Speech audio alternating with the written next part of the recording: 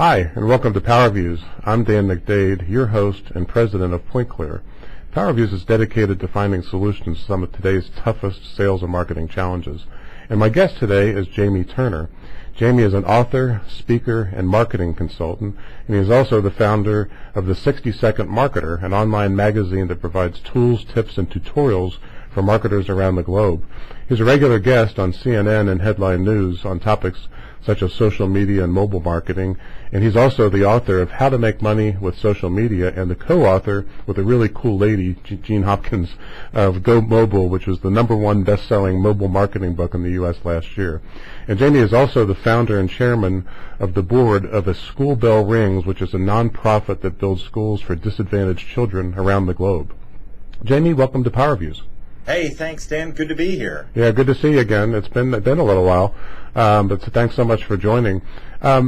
What would you say are some of the changes that you expect to see in this next year? You know, we've gone through just I guess, hellacious would not be too tough of a description, a period over the last several years. Things seem to be warming up a little bit, and hopefully Congress won't kill what we have going in terms of positive energy. But from a sales and marketing perspective, what do you see over the next year or so that may be different than what we've been experiencing for the last several years?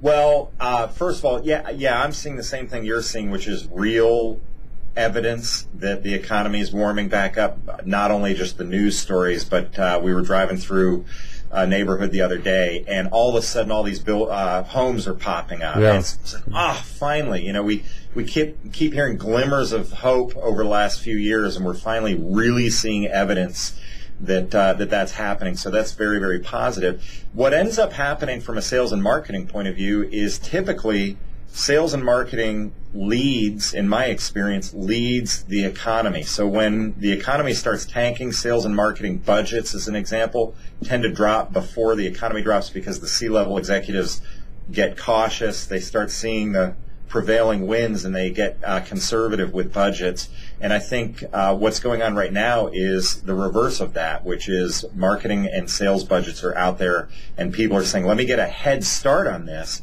because the economy is going to carry us through, and if I can get a quick step ahead of my competition by putting some money into the budget, then we should be in good shape. So that's what I see, is a little loosening of budgets, a little growth on that side of the equation for companies that leverage sales and marketing budgets to help their clients grow or help their own businesses grow.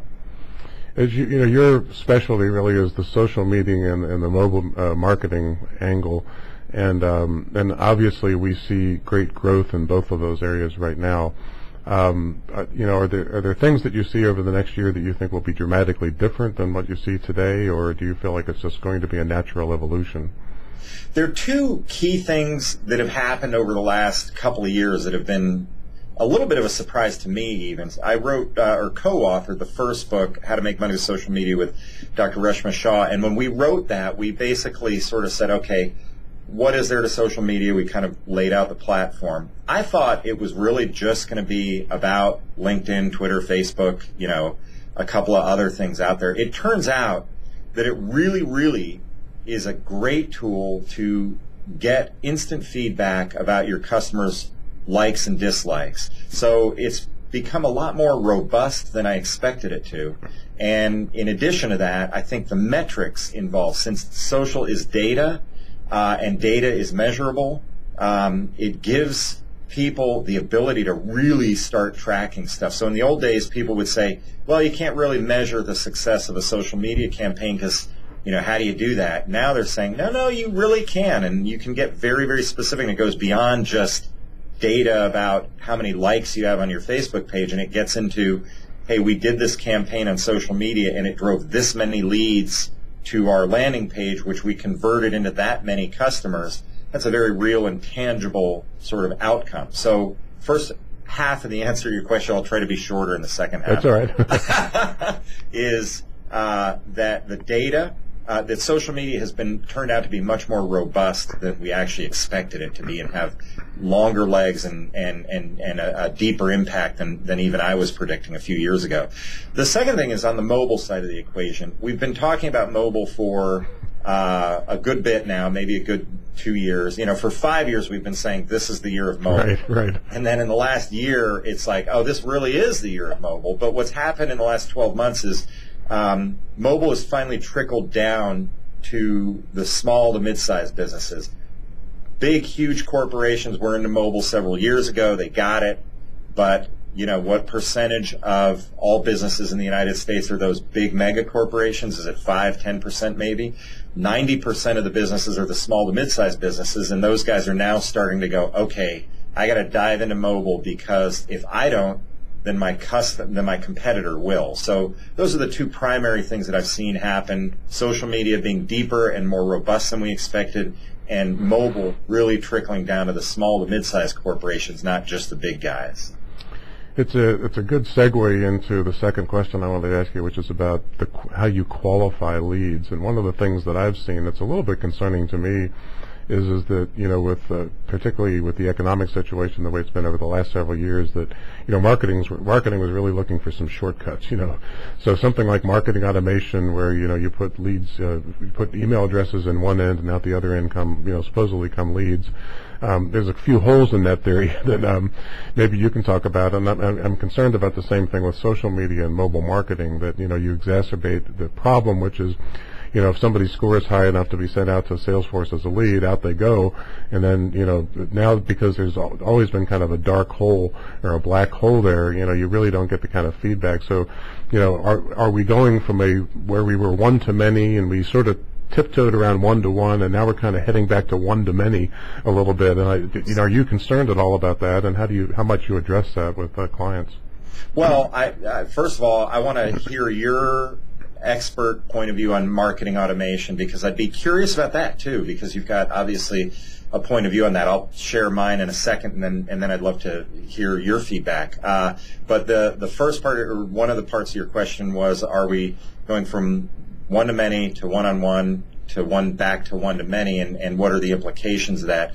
I think underlying your question there, I think, is, are we maybe getting back to so much automation, even on the social front, that it's depersonalizing social media, and it's going from a real listening tool to really just sort of here, we're going to put it in the one end of the funnel and automate it, and it won't really have the personal sort of nuance that you might have. And that may happen, but it has to happen, because social is so labor intensive when it's done by a one-person or two-person team, that you start having to find efficiencies in order to accomplish it. So as an example, 2 or 3 years ago with social, what you would do to listen to what the community was saying, the online community might be saying about you, was real manual labor. You had to go out and actually physically do it, check what people were saying about your brand, then analyze that against, whether they called you cheap or whether they called you a good value. Those are two things saying slightly different things that people might say about you. And so you had to kind of analyze that. Now the data is so massive, people are going in and analyzing this massive amount of data, but it's automated in the approach they do, which I think in some ways is a good thing, which is not to take away from your original premise, which is it getting depersonalized, and that may be the case, but I think that is going to happen. The other side of that, though, and let me throw it back your way, is the marketing automation.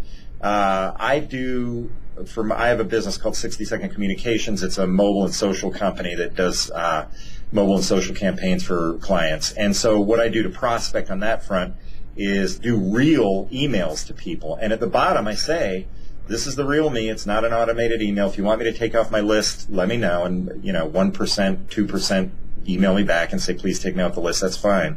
But I intentionally do that to say, you really are talking to a real person. I'm not Infusionsoft.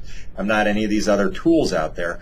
But I'd be interested in your perception and feedback on whether or not marketing automation is a good thing, a bad thing, or somewhere in between. Well, I think it can be a very good thing. I think that there's a couple of things that are sometimes missed in companies, and there's lots of examples of this over the last 10, 15 years. CRM is a really good example of this. Obviously, CRM has helped companies, but it's, in most companies anyway, it never has reached near the value that I think the designers had in mind for CRM. because it's not used effectively in many cases. And with marketing automation, I have really two concerns. One is that, I have an expression or a phrase that not every senior executive wants to be treated like the human equivalent of a pinball, only getting your attention when they've hit the right bumpers and scored enough points. And it's a great line, yeah. My point there is that, we use marketing automation internally, and we have it integrated with Salesforce.com, and we happen to have an arbitrary number of 100, based on a number of things that we do, so that if somebody hits 100, then it gets a lot of visibility. The reality, though, is that, the more senior decision makers are they're adverse to giving away the so-called digital body language. So, you might end up with reaching out to some of the lower level decision makers. As a matter of fact, there was an article, I think it was Corporate Executive Board recently, that talked about how the more average sales reps flock toward inbound leads, and the more strategic, more successful sales reps, to some extent deprioritize inbound leads and go after the more strategic outbound leads. And I think what it is I think there's a balance between those two things. The second half of that, just to kind of respond to something else you said, is that I recently wrote a blog. I'm not even sure, to be honest, if it's been published yet, but it was talking about big data and how companies are kind of rushing to big data, and what they've forgotten is they're ignoring all kinds of small data, little things like segmentation.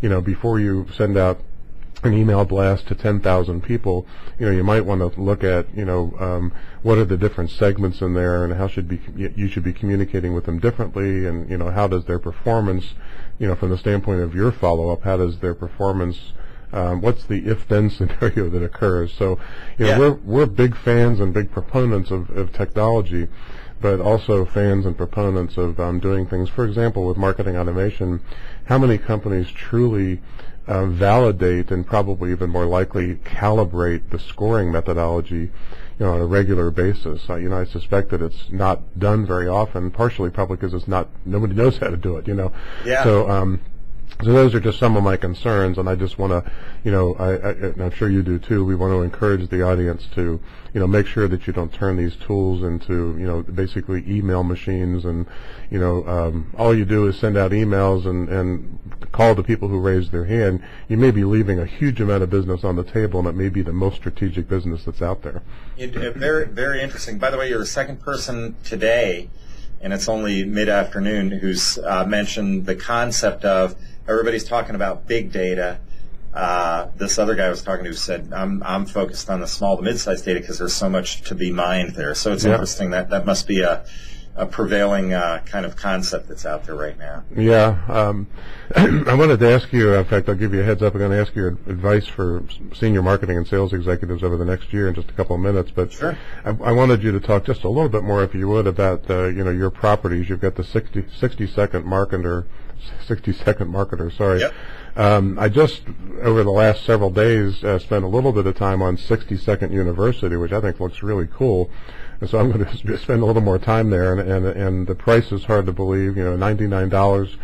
And there's a couple of things that you throw in, and there's a 60-day money-back guarantee, so I'm not sure how you can lose with a deal like that. Yeah. And then you just mentioned 60-second communication, so maybe you can talk a little bit about, what these three things do, how they work together, kind of what your goals are, and it's a way of our audience understanding you and understanding how they might work with you.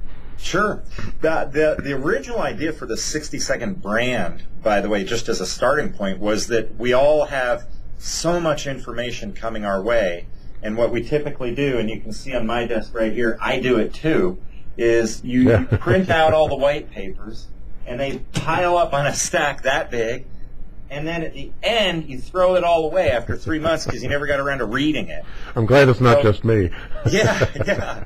So we all do that. So the idea of the premise was, in 60 seconds, we're going to give you some information that is actionable about social media or mobile marketing or any of the other things that we talk about, so that you can go away and just come in, get some action steps, and then go put it to work right away. So that started out just as the 60-Second Marketer blog, and that turned into YouTube channel, all the social media stuff.